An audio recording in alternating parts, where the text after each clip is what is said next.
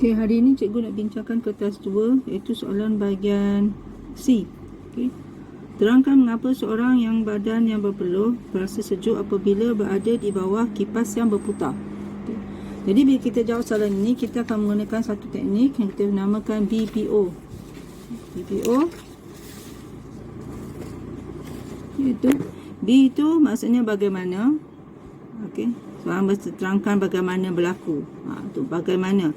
P ni proses, okay? Proses yang merujuk kepada proses dari segi sebab ataupun konsep-konsep fizik yang kita akan gunakan. Okay. O ni output, itu hasilnya ataupun akibatnya. Okay.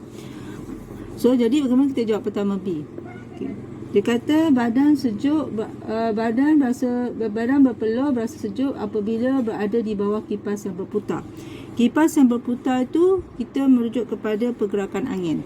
Maksudnya apabila kipas berputar, maka akan ada pergerakan angin. Okay.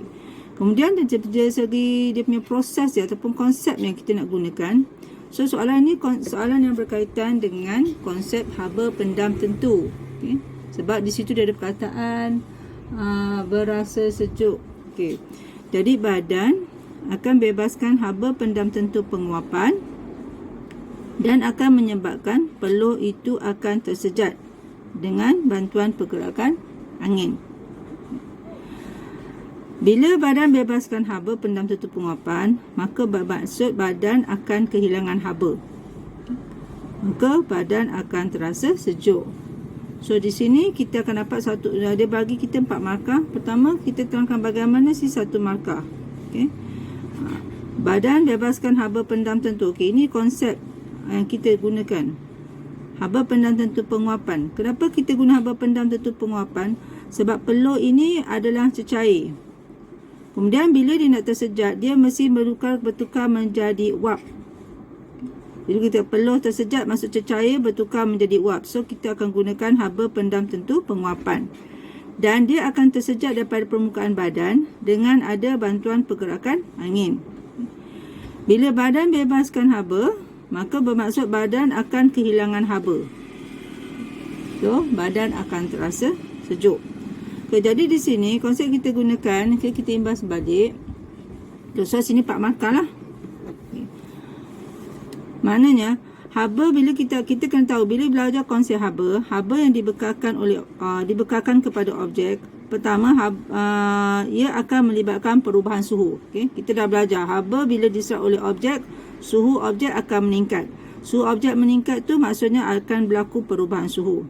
Dan ada juga bila haba itu dibekalkan kepada objek, suhu objek itu tidak meningkat. Suhunya sentiasa tetap. Contoh kalau kita didihkan air, suhu objek itu sentiasa 100 darjah Celsius, tak meningkat. Tetapi air itu akan berubah fasa daripada cecair kepada uap. Yang kita nampak bila kita didihkan air, kita akan nampak uap akan keluar daripada corong cerik air. Okey. Itu maksudnya dia berlaku perubahan fasa. Jadi suhu dia masih kekal 100 darjah Celsius, tapi perubahan fasa itu akan terus berlaku. Sebab pada waktu itu haba yang dibekalkan itu, haba yang diserap itu, kita namakan haba pendam tentu penguapan.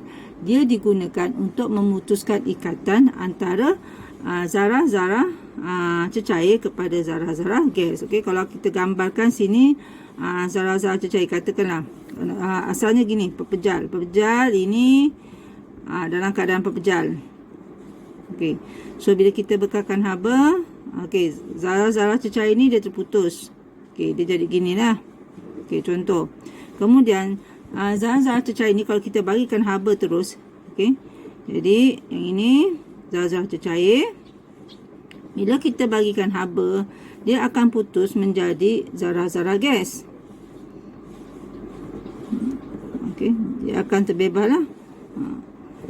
Jadi haba ni digunakan untuk putuskan ikatan bagi zarah-zarah cecair untuk menjadi zarah gas. So suhu dia tidak berubah. Sebab haba yang dia bekalkan itu untuk putuskan ikatan. So itu kita namakan kategori sebagai haba pendam tentu. Okey.